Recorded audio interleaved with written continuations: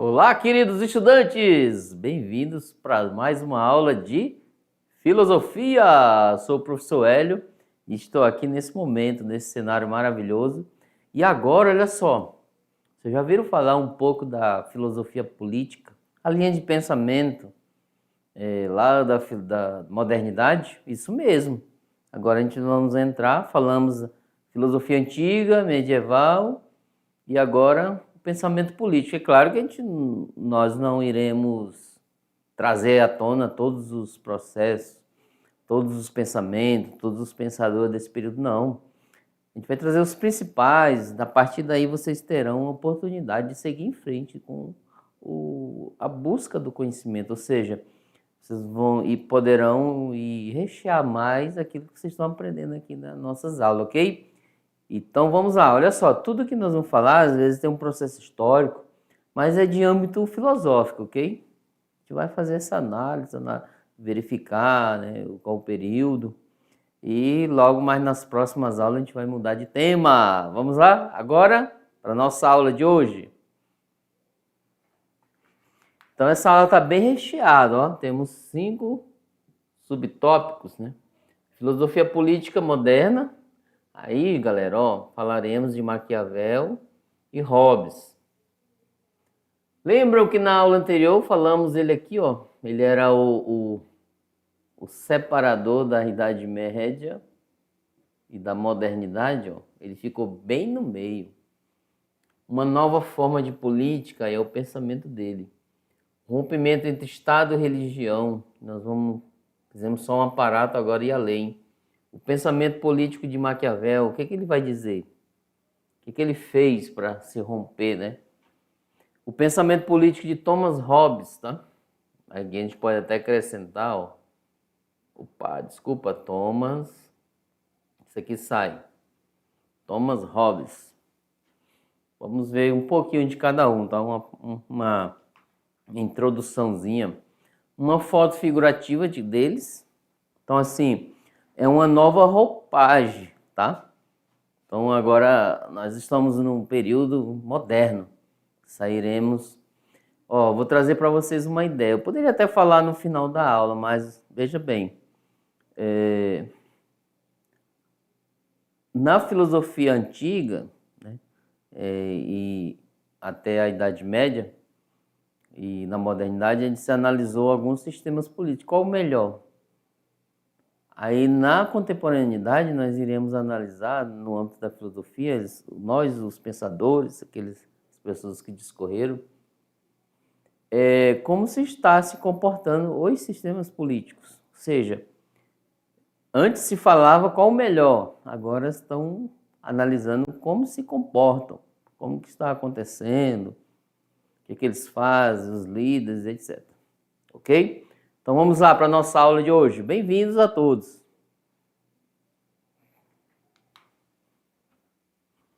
Então assim, uma nova forma, né? Algo novo surgiu. O Estado moderno, já estamos na modernidade, galera.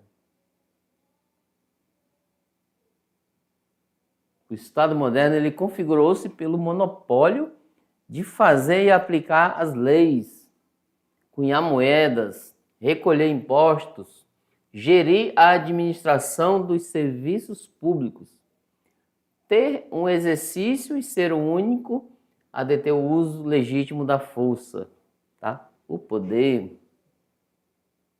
as ordens. Então, por aí vai. A Idade Moderna é um período de transformações na cultura, na religião, na política, na economia da Europa medieval. Então, assim, largou-se aquela forma de pensar e veio uma nova. Por exemplo, no campo político, a Idade Moderna surpreendeu, centralizando o poder, inaugurando uma política absolutista. Então, você já coloca isso aqui, ó. O que é absolutista? Então, coloca já no seu dicionário, aí no seu diário, na sua agenda, já procura saber o que é. Então, o poder era voltado somente aos reis e ao Estado, neutralizando a participação dos cidadãos nas decisões políticas.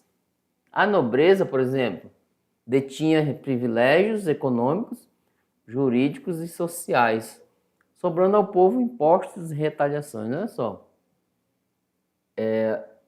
a retaliação, né, sobrava mais para a população maior, pagar impostos, essas coisas. No campo econômico, isso foi lá no campo político, houve a transição do feudalismo, ó, viu que lá na Idade Média a questão econômica era os feudos, tá?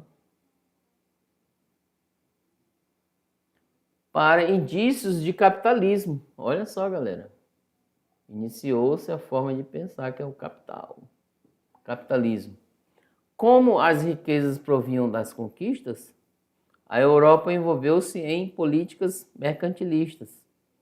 Com as grandes navegações, novas relações comerciais apareceram. Olha só o contexto. Isso aí, ó, no âmbito a gente colocamos apenas uma forma de pensar, um contexto, tá? Mas olha só, a forma econômica, né, os feudos na Idade Média, ele foi centralizado nesse período e já se extinguiu e trouxe a forma de pensar do capitalismo. Olha só, o capital está aí veio o mercantilismo, mais-valia, essa coisa de compra e venda, né? Quem oferta mais, a oferta e a demanda, etc. Olha só uma tradução atualmente. Às vezes o produto está escasso. Dentro do mercantilismo fazem muito isso. O produto está escasso e eles seguram o preço para ele subir. Procura e demanda, ou seja, se há uma procura muito grande pelo produto, ele aumenta o valor, tá? Então, assim, depende muito das classes, da necessidade, do consumo, etc. Então, fique sabendo, se um produto é procurado demasiadamente, o preço vai subir, ok? E, por outro lado também, se ele está escasso, não tem, por exemplo, tem o mínimo no estoque, ele vai subir também o valor, porque tem poucos, não é todos que vão poder comprar. Então, é um contexto que eu trouxe para a gente analisar, ok? E continuar, vamos lá. Então, assim, o rompimento do Estado entre Estado e religião, tá? Então, assim, na aula anterior, no final, nós falamos já uma prévia desse rompimento.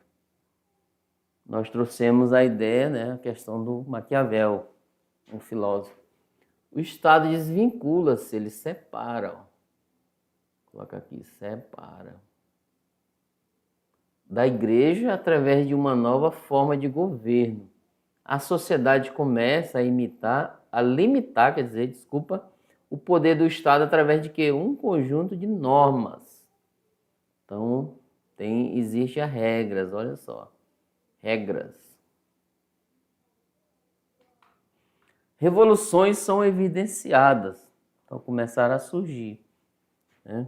As revoluções vieram à tona.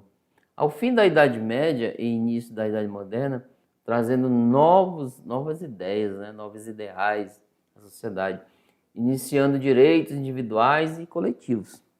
Olha só, esse contexto aí, no âmbito do pensamento político, filosófico, vocês perceberam que existiu aí as pessoas do interior nesse período, vocês estudaram lá no componente curricular de História e, evidentemente, lá de Geografia. Ou seja, as pessoas saíram do interior, dos sítios, etc., das chácaras, e foram para a cidade trabalhar nas indústrias, Revolução Industrial, etc. Então, isso é o início da modernidade. E existe uma frase que diz o êxodo rural, ou seja, as pessoas migraram para a cidade para trabalhar nas fábricas. E, de certa forma, não conseguiram na época, teve até o conflito entre os trabalhadores e máquinas. Aí, galera, as pessoas iam para a cidade do interior para trabalhar com as máquinas, não conseguiam e ficavam desempregadas. Surgiu aí as desigualdades sociais, a pobreza, a miséria, etc., que eles ficaram sem trabalhar, achando que era outra maneira. Aí o que aconteceu? Aí surgiu a sociologia, né? Vocês podem até ver no componente lá. Tinha que ter uma ciência para analisar esses fatos sociais, tá? essas desigualdades. Então a sociologia já entrou aí. Veja a importância dos componentes curriculares para a nossa vida hoje. Vamos lá, continuando? Então, a transição. A Igreja Católica ela perdeu forças nesse período porque ela era junto ao governo, tá? Nesse sentido. Severamente criticada por sua doutrina autoritária, lá na Idade Média, houve um rompimento em suas bases, ocasionando as reformas religiosas. Indignados pela corrupção, pelas mentiras, pelo terror, isso aqui são tudo críticas, tá? Por causa do rompimento. Teólogos como Martim Lutero, luterano, né, surgiu. João Calvino era amigo de Lutero, eles eram monges. Henrique VIII era o rei. Romperam com a Igreja Católica Romana, fundando suas próprias igrejas. Vamos identificar aqui, e aí galera, ó, depois do catolicismo aí, no âmbito da história cristã, tá? Cristã, houve-se o início das evoluções das igrejas, surgimento, tá? Com esse rompimento. Não só do lado filosófico, mas do lado de maneira religião. Ou seja, eram padres da igreja naquele período que por algum momento vocês podem até fazer essa leitura em outro momento, tá? Vamos lá. Então assim, foi surgindo a ideia, ó. Lutero, monge da Igreja Católica, surgiu o quê? A Igreja Luterana, a partir daí, tá? E Calvino era também monge, tá? Franciscano, eu acho. E era seguidor de Lutero. Aí Calvino criou o quê? A Igreja Calvinista. Geralmente é pelo nome da pessoa ou sobrenome, tá? E depois o Dom Henrique VIII, não foi o nome dele, mas surgiu a igreja anglicana, salvo engano, tá? Então, essa aqui é do segmento católico, tem tudo, as doutrinas, etc., algumas coisas distintas. Mas aí, já as primeiras igrejas surgiram a partir desse rompimento, tá? Em termos políticos, ó, já no âmbito político, devemos ressaltar o absolutismo. Era a forma de governo que era estabelecida na época. Nele, as palavras do rei valiam, enquanto lei e sua vontade e desejo era uma ordem. Então, assim, o absolutismo era quem... Às vezes nós queremos... Olha só, essa corrente de pensamento é uma corrente filosófica, tá? É uma forma de governo também. Assim, hoje nós temos essa... Olha só como nós temos esse comportamento. É claro que a gente não vai ser mais... Só para identificar, às vezes nós queremos que nossas ideias sobrepõem a ideia dos colegas. Nessa perspectiva, às vezes nós brigamos, e só obedecer aquilo que você fala, às vezes o irmão mais velho, só manda, eu é que mando, etc. Entre aspas, pode-se dizer que isso é um absolutista, né? Na forma de agir. Você só vale a sua ideia e a do outro. Então é nessa perspectiva, eu só estou trazendo uma alusão para podermos entender como funcionava, né, a forma de política daquele período, depois que se romperam com a Idade Média, que era a teocracia. A teocracia passou para absolutismo, certo? Vamos lá, continuando. Logo, essa forma de dominação era fundamentada pelas teorias predestinação divina, que apontava o rei como eleito de Deus, e textos laicos. Laico quer dizer que é fora da religião, tá? Como a de Nicolau Maquiavel, o autor do Príncipe. Então, assim, eles falam que usam o nome, Fundação Divina, na inspiração, mas era um texto laico, não tinha nada a ver com a religião. Então, assim, muitos vocês já ouviram falar dessa palavra. Inclusive, já anote aí na sua agenda, laicidade, laicismo. O Estado é laico, sempre estão falando isso. Ou seja, a política em si não se envolve com questões religiosas, mas de certa forma você sabe que se envolve, certo? Não dá para negar isso, mas é de uma forma moderada, tem que ser, etc. Mas por via de quê? Do diálogo. Então, o texto era laico, mas muitos falavam que era predestinação divina, ou seja, a vontade de dar... Olha só, saíram da Idade Média, né, nessa perspectiva, e adentraram ainda com o pensamento de Deus no meio. Vamos lá, continuando? Aí foi esse carinha aqui, o mentor, tá? Ele que trouxe, né? Ó, aqui é o século XV, XVI. Nasceu em Florença, na Itália. Nicolau Maquiavel. Ele inaugura a política moderna. O pensamento dele afasta-se da forma de fazer política que era até então, que era religiosa, né? Teocracia, era pela religião. Ele afastou mais. A política que se praticava era atrelada à dimensão religiosa, vinculada à ética cristã, e Maquiavel inaugura a autonomia da política. Política é as causas materiais, físicas. O pensamento político passa a não ter mais nenhuma outra referência de critério de ação que não seja a própria política. Então ela ficou isolada ali na própria. Eu arrisco dizer que vocês estudaram isso lá no segundo ano. É um R aqui, tá? Racionalismo. Opa. Eu arrisco dizer que a própria polícia trabalhando na questão do racionalismo. Ou seja, o ser humano tendo domínio sobre isso. Essa laicização do Estado acontece em contexto de renascença. Ó. Veio o Renascimento, o Iluminismo, etc. Que inaugura um processo de secularização. Essa palavra também, gente, ó, ela tem a ver muito próxima do laicismo, nessa perspectiva. Ou seja, secular é aquela pessoa que lida com as questões das pessoas racionais, né, na sociedade. Né, a comida, a fome, etc. Então vai diferentemente da espiritualidade. Né, nessa perspectiva aí. Vamos lá, continuando. Então assim, secularização da consciência. A forma de pensar afasta-se da dimensão sagrada, do divino, e se desloca para o âmbito secular, histórico, temporal. Então tá aí. Antes era espiritual, vamos lá. E hoje é temporal. Pode-se dizer secular, tá bom? O contexto político da Itália, dividida e ocupada, ela se dividiu, conjugado com o amor e o desejo de Maquiavel, alimentava pela unificação da Itália. Fez nascer o espírito do realismo. Olha só, é uma corrente política, tá?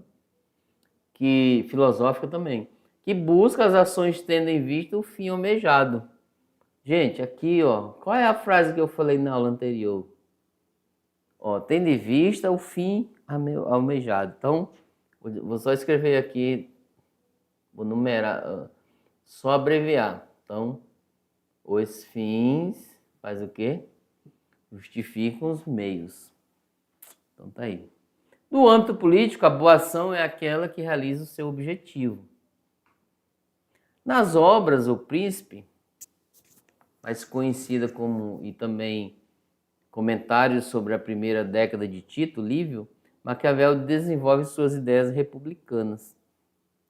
Então aqui já diz, ó, que o Maquiavel ele defendia a forma de pensamento, a forma de governo republicano. Então é nessa perspectiva que ele fazia. Então nessas duas obras, nessa escrita dele, livros, ele coloca as ideias dele em prática. Então é nessa perspectiva aí. Ok? Vamos lá? Continuando?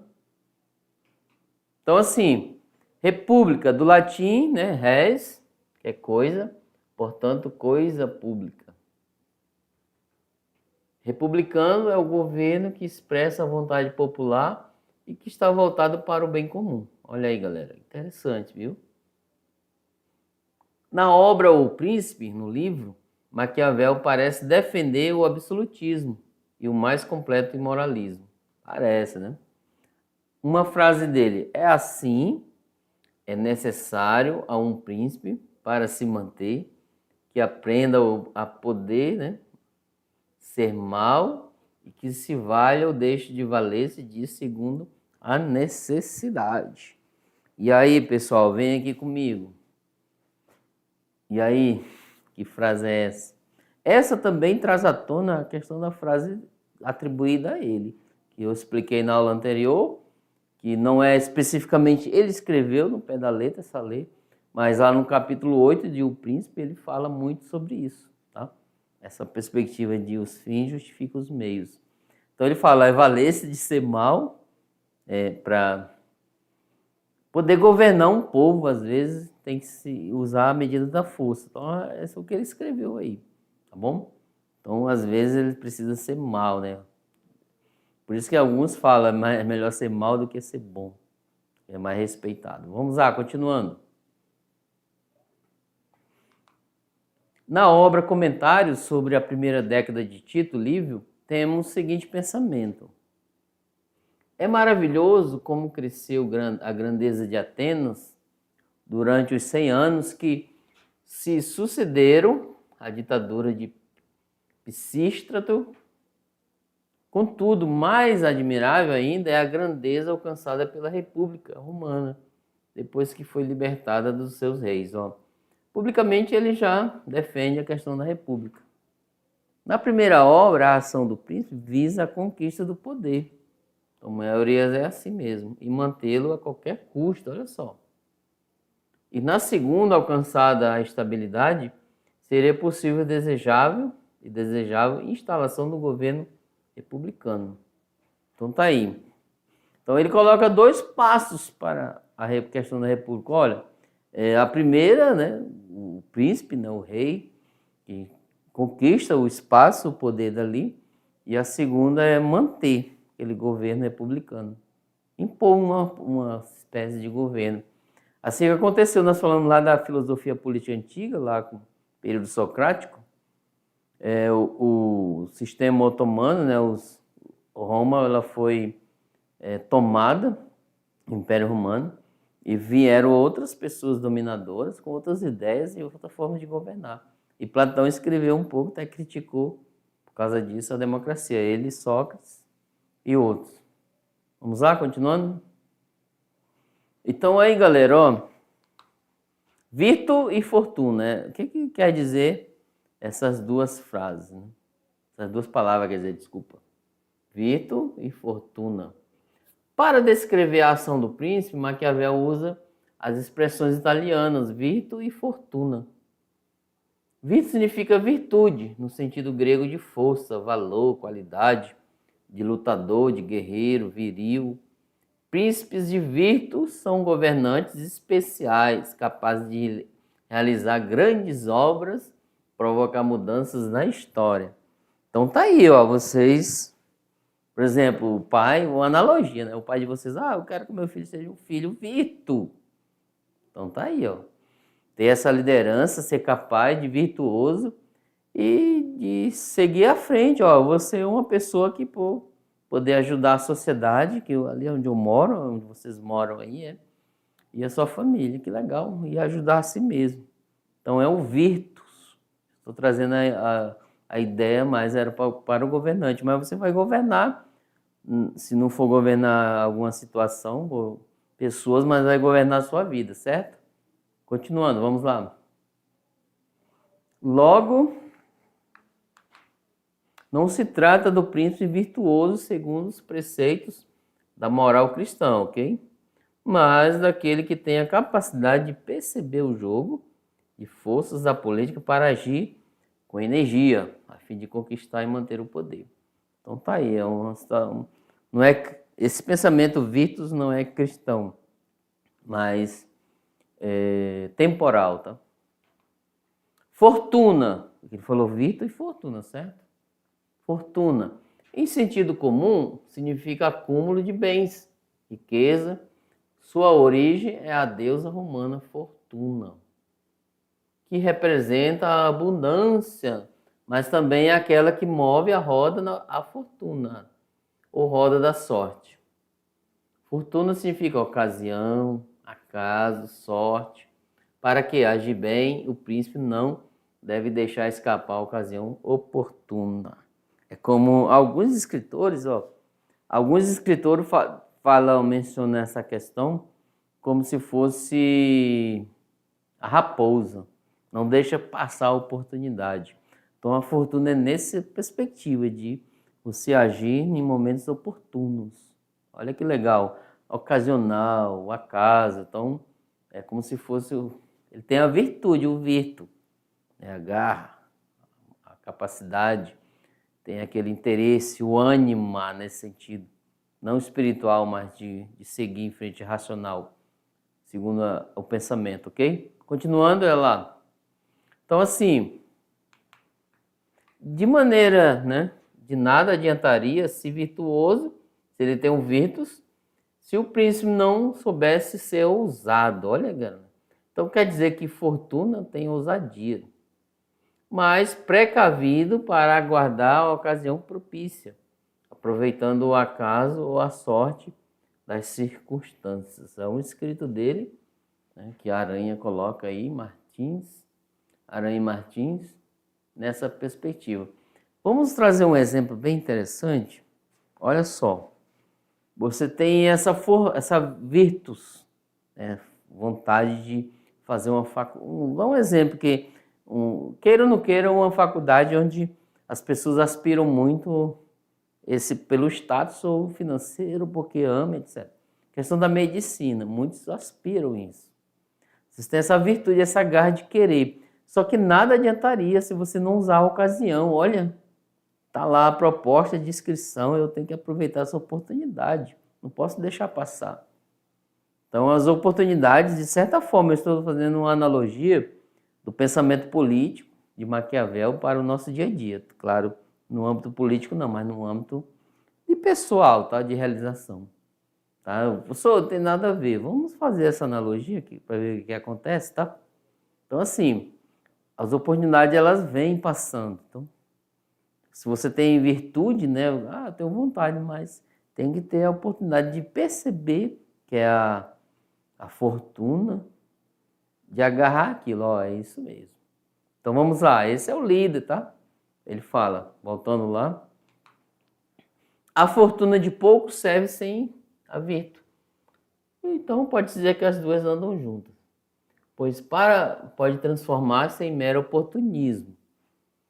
Maquiavel distingue entre o príncipe e de virtu, né, que é forçado pela necessidade de usar a violência, visando o quê? Ao bem coletivo, e ao tirano, que se age por capricho ou interesse próprio. Então tá aqui, às vezes, usa-se, segundo Maquiavel, ele escreveu, não é como ser um tirano, fazer mal para as pessoas, como o uso da violência, mas em algum momento ele vai fazer o uso da violência enquanto governo, enquanto líder, para o bem coletivo, tá? É nessa perspectiva aí. Se o príncipe não tiver a virtude, ele transforma o governo absoluto em uma tirania. E Maquiavel quer evitar isso. Então, assim, muitos, né, perceberam o pensamento dele de forma distinta. Então, assim, a questão de ética e política nessa perspectiva.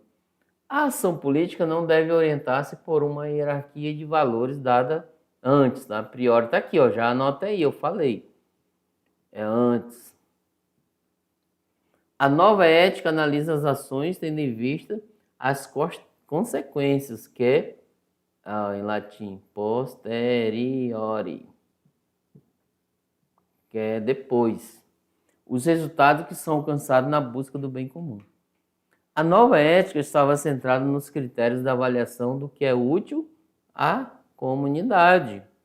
Se o que define a moral política é o bem da comunidade, constitui dever do príncipe manter-se no poder a qualquer custo.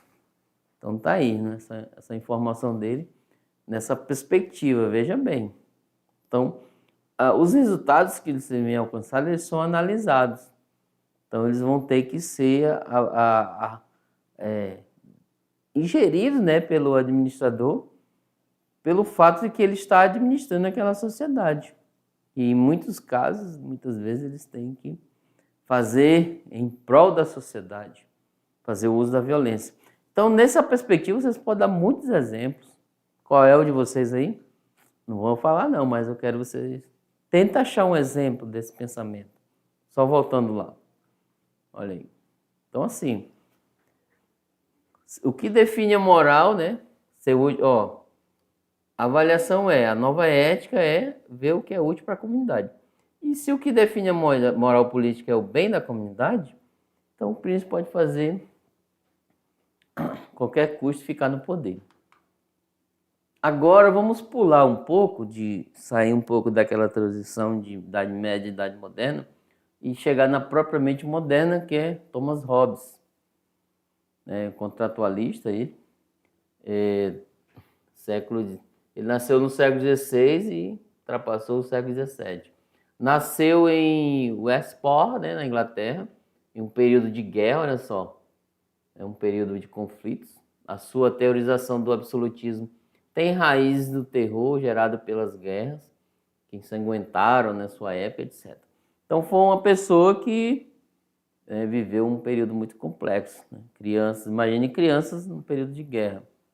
Sua obra mais conhecida, Leviatã, século XVII. Hobbes é um filósofo que pertence à corrente teórica da teoria contratualista. O que é a corrente contratualista? Inclusive, vocês veem um pouco do pensamento dele em sociologia, tá?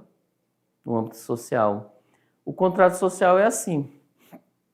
Os homens nascem no estado de natureza, e o estado de natureza não tem leis. E eles conflituam entre si, brigam, se bate no outro, toma os bens, etc. Aí vem o Estado com o contrato para resolver o problema. Aí cada um assina e diz, olha, não vou ultrapassar o limite do outro, porque tem um contrato, quem administra o contrato é o Estado. Eles falam no livro Leviatã, é a figura do Estado, é o grande, nessa perspectiva. É legal esse livro, que vocês puderem baixar ele, ler ou adquirir, etc. Vamos lá, voltando ali. Então, assim, o contexto da vida política de Hobbes é marcado por movimentos revolucionários. Então, gente, pelo contexto, você já fica mais fácil você analisar o pensamento de alguém, do pensador da época, tá? Por que ele escreveu aquilo? Por exemplo, na França, a Guerra dos 30 Anos. Na Inglaterra, Cromwell comanda a Revolução Puritana, que destrona e executa o rei Carlos. Então, assim, muitos conflitos nessa perspectiva. Agora vamos ver um pouco sobre o estado de guerra. Na obra O Leviatã, Hobbes diz que o ser humano, eu já acabei de falar isso, no seu estado natural é egoísta, ele é mau, individualista e violento, vivendo num estado de guerra onde todos lutam contra todos. Tem uma frase dele bem interessante, vamos ver se está aqui. Por isso, nas palavras de Hobbes, o homem é lobo do próprio homem. Expressão em latina, Homo homini lupus. E aí, galera, o que quer dizer essa palavra, essa frase? O homem é lobo do próprio homem. E aí? Será que a gente está fazendo essa frase valer na vida das pessoas? O que o outro é para mim? O que eu sou para o outro? Então, vamos analisar isso, ok? Vamos lá, continuando. No estado de natureza, o ser humano tem direito a tudo. É um direito natural. Cada indivíduo sempre encara seu semelhante como um concorrente. Precisa ser dominado. É um inimigo, tá? Em outras palavras. Para resolver esse impasse, era preciso criação artificial da sociedade política, administrada pelo Estado. Aí que vem o tal do contrato social, galera. Os indivíduos tiveram que firmar um contrato entre si, chamado de... pelo qual cada um transferia seu poder de governar a si próprio a um terceiro, que seria o Estado. Na obra dele, o Estado é o Leviatã. Este governasse a todos, impondo ordem, o Estado, segurança, direção à conturbada, vida em estado de natureza. Então, assim, o Estado veio para tal. Hobbes apresentou essas ideias primeiro em sua obra do Cidadão e depois em O Leviatã. Assim ele diz lá no Leviatã: conferir toda a sua força e poder a um homem, ou uma assembleia de homens, que possa reduzir as suas diversas vontades por pluralidade de votos, a uma só vontade. É como se cada homem dissesse a cada homem: transfiro o meu direito de governar a mim mesmo, a este homem, ao Estado. Então é nessa perspectiva, galera. Ó. O Hobbes vai dizer: olha, né, se eu consigo fazer isso dentro do estado de natureza, eu transfiro o meu poder sobre mim, né, a minha vontade de me governar a si mesmo, para outro, que seria, no caso, o Estado. Então, a forma de governar. Só nessa perspectiva de hoje, atualmente, vamos traduzir isso. Nessa perspectiva de que o Estado está aí para administrar os conflitos que a sociedade vem lançando, ou seja, das pessoas de conflituar entre si. O exemplo é que vocês veem muitos processos na justiça hoje. As pessoas, qualquer coisa que não se sentir lesada, ela vai abrir um processo na justiça e vocês podem até ir nos cartórios e perguntar quantos processos. Tem vários na sociedade, vários processos. É que alguém rompeu um contrato social com a questão das leis, das regras, da paz, da liberdade um dos outros. Então, o Hobbes ele fala nessa perspectiva aí, ok? E daqui para frente a gente tem outros contratualistas, tá? A gente vai falar também na outra aula um pouco desse. Então, essa é a nossa aula de hoje. Ficamos por aqui. Não saia daí não, daqui a pouco a gente volta.